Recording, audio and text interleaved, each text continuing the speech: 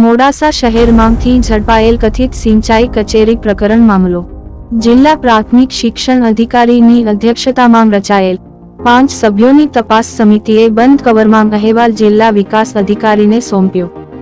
2 માસની તપાસ સમિતિની સઘન તપાસ બાદ અહેવાલ જિલ્લા વિકાસ અધિકારીને સોંપ્યો।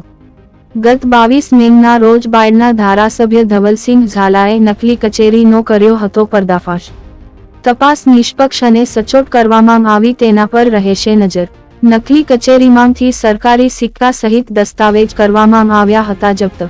નકલી કચેરીમાં વર્તમાન ભૂતપૂર્વ અધિકારી સહિત 5 લોકો નકલી કચેરીમાં રંગે હાથ ઝડપાયા હતા।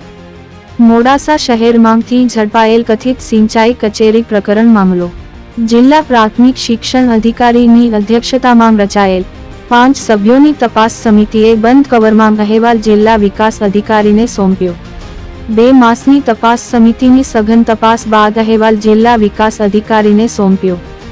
ગત 22 મેના રોજ બાયડના ધારાસભ્ય ધવલસિંહ ઝાલાએ નકલી કચેરીનો કર્યો હતો પર્દાફાશ।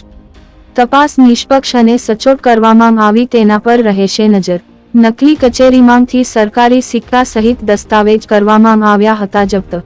નકલી કચેરીમાં વર્તમાન ભૂતપૂર્વ અધિકારી સહિત 5 લોકો નકલી કચેરીમાં રંગે હાથ ઝડપાયા હતા।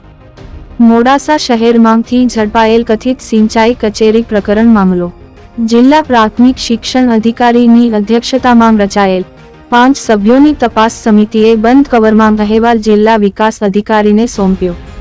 2 માસની તપાસ સમિતિની સઘન તપાસ બાદ અહેવાલ જિલ્લા વિકાસ અધિકારીને સોંપ્યો। ગત 22 મેના રોજ બાયડના ધારાસભ્ય ધવલસિંહ ઝાલાએ નકલી કચેરીનો કર્યો હતો પર્દાફાશ। તપાસ નિષ્પક્ષ અને સચોટ કરવામાં આવી તેના પર રહેશે નજર। નકલી કચેરીમાંથી સરકારી સિક્કા સહિત દસ્તાવેજ કરવામાં આવ્યા હતા જપ્ત। નકલી કચેરીમાં વર્તમાન ભૂતપૂર્વ અધિકારી સહિત 5 લોકો નકલી કચેરીમાં રંગે હાથ ઝડપાયા હતા।